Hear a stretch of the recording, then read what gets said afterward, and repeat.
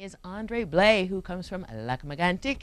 Andre, thank you for being with us tonight. Thanks. And the reason why we asked you in is because you are heading up the Sentier Frontalier, which are the trails along the border from Coburn to Châteauvieux, right along the international border, but they also go up Mount Gosford and Mount Megantic. There's, what is it, 164 kilometers of trails or something like that? It's 135 kilometers of trail. 135 kilometers. Yes, yes. So that would in be miles, it maybe about 80 miles. 80 miles Right. with all the side trails all together. Yes. So thank you so much for coming Yes. down, Andre.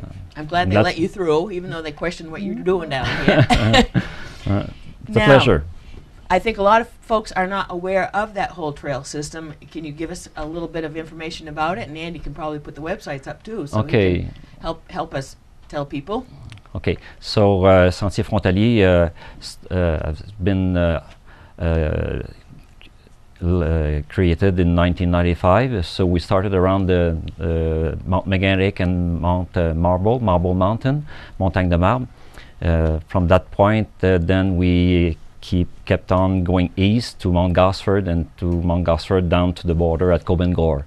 Afterwards, like in around 2000, we went towards the west side, so like to Mount Durban, and then to Chartierville. Chartierville is where the New Hampshire border is, and we have been connected ourselves with the Coast Trail. It goes down to the Appalachian Trail, of course. And how long has that trail been there? The Coast Trail. The through New Coast Trail. Hampshire? It's how long is it? It's 164 miles. How many years has it been there? Was that Oh, already there it's when quite you guys no, did? no, it wasn't there at all. It's quite new. I think let's see, around 2005, I guess, and Right. they connected with us in 2009. Yes, Right. yes, yes. So that is part of the big picture. Yes. One of the reasons why I wanted you down here was not only because the cool trails that are in Quebec, but you've got the trails in Quebec. New Hampshire has the Coast Trail, and we all have the Appalachian Trail that goes from Crawford Notch, where the Coast Trails comes in over in the Whites, to up here where the Appalachian Trail comes through from Rangeley through Wyman, up Bigelow, and beyond. Yeah. So ideally, we would like to see the Arnold Trail be a hiking trail from Wyman Appalachian Trail up to your trails right there on the border in Coburn Gore, Woburn, which is a pretty exciting project. Hopefully, we'd like to see happen in the next very near future. Oh, we'll see how it will be going with all the rights of way to sign, and all the it's quite a long project. You have a land acquisition to develop too. I know that the Arnold Expedition Historical Society is working hard on having some maybe some land to be preserved, so they can have some historic sites along the trail. So before we get a foot trail from Stratton up to Coburn Gore, I don't know if it will be possible, but we could have some part of the trail, of the Arnold Trail, like a nice foot path eventually. So how did you make all of it happen in Quebec? In Quebec, oh, it was a long time ago when I was hiking with my father at Katahdin in the late 60s. So I was like a teenager, and when we drove back and we arrived in Lake Megantic, we have some hills. We don't have big mountains like Katahdin. Well, I said to myself, why not having some hiking trails around? We have nice mountains. So it started like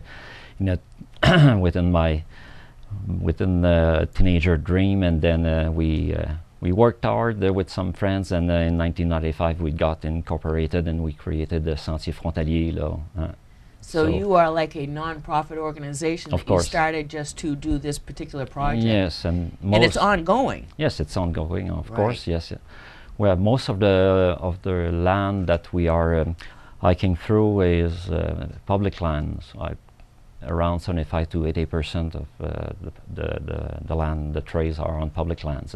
So that would have been a big help because you didn't have to acquire all the land Yes, that you're right. dealing with. Yes, Right. the other 20%, we have to sign rights of way to hike there. Yes. So do you have easements from private property owners on those particular bits No, of land? we don't have or- any easements. It's just rights of way. Okay. Yeah, and on public lands, we had the possibility to build some lean-tos and some camping sites. So in all, we have 4 lean-tos. Mostly, we have 2 in the Gosford, Mount Gosford area, and we have 2 more elsewhere, like around the foot of Marble Mountain, and 1 near Chartierville too. There's a lean-to there, and of course we have 10 platforms around maybe 10 miles, 10 miles or so. So every 10 miles, you've got a platform Or a lean-to. or a lean-to. Yeah. So that's pretty cool. Yes, a bit like in the Appalachian Trail. Yeah. So you don't necessarily have to pack your tent, just your sleeping bag. Yeah, sleeping bag, and you hope, hopefully, that you don't have don't have to arrive with the lean-to or the platform full. Right. How busy are these places in the summertime, especially? Summertime, Mount Gosford, you have to make some reservation there because it's like That busy? It is busy indeed, and like in the winter time too, during the winter season, plenty of people during the weekends that are making reservations. So Cross-country skiing and snowshoeing? mostly snowshoeing. Snowshoeing. Right, mostly a bit of cross-country, cross-country skiing, maybe a little bit just to get to the trails.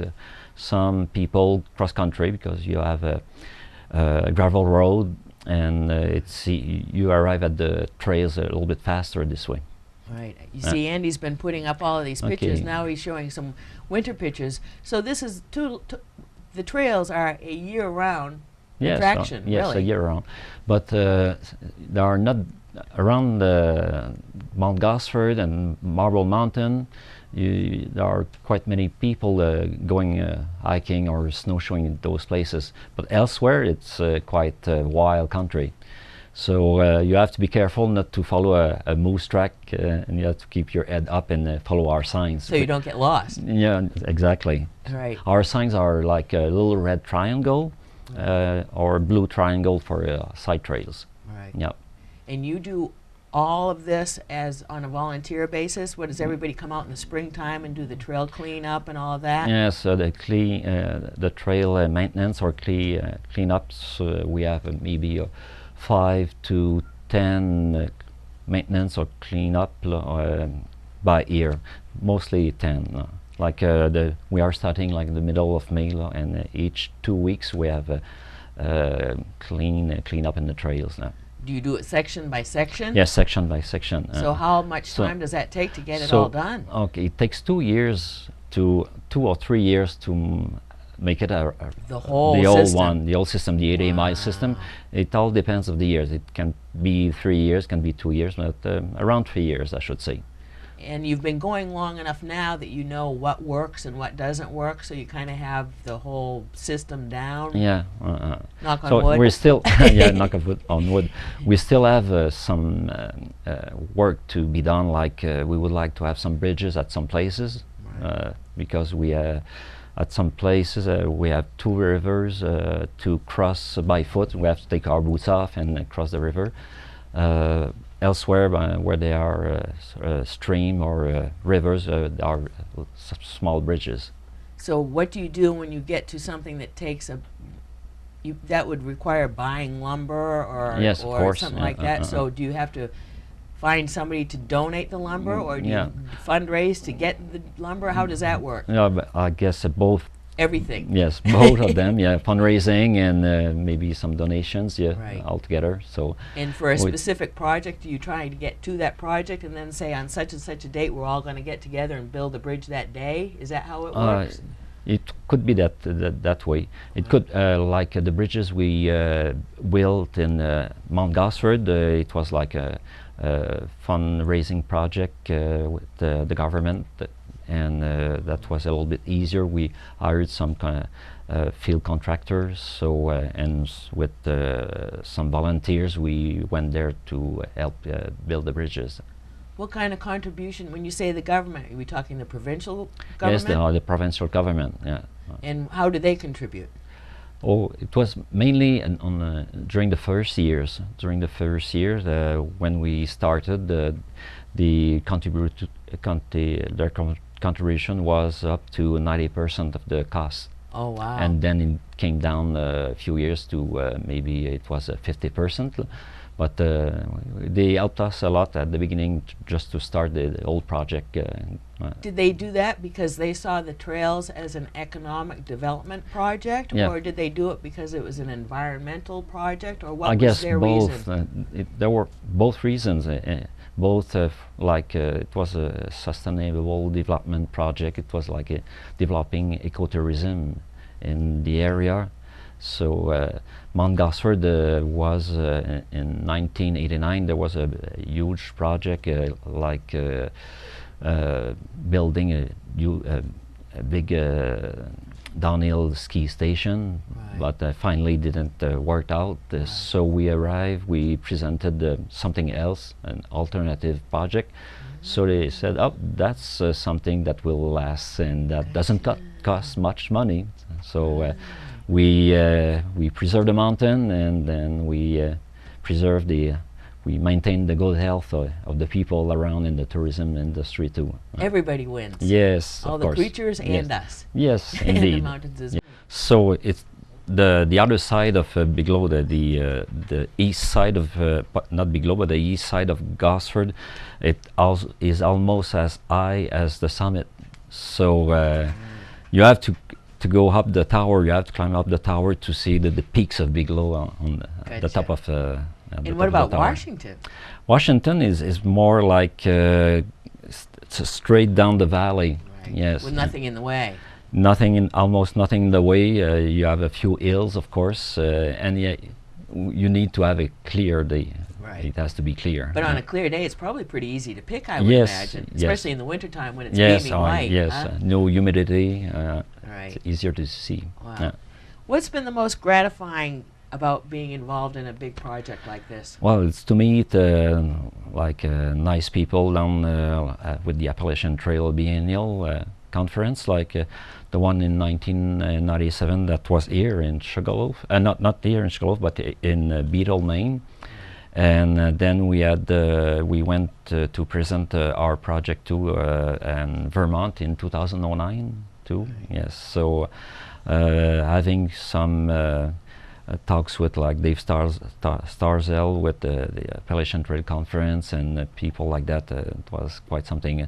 Of course, one of the the person that got into the easily to meet other people is Richard Dick Anderson. I don't know if you know Mr. Anderson. No. Dick Anderson. He's the president of the International Appalachian Trail. Oh. That goes up to Cap Gaspé. Right. It starts at Mount Katahdin. Right. It crosses New Brunswick and then the Gaspé Mountains and go to Cape Gaspé, like at the foot of the Gulf. End. Yes, at the foot of Gulf St. Lawrence. Yeah. Right. So it's through Dick Anderson that I got in touch too with the Coast Trail organization. Yes, so everything like cool to have it all come together. It all came together afterwards. Yeah.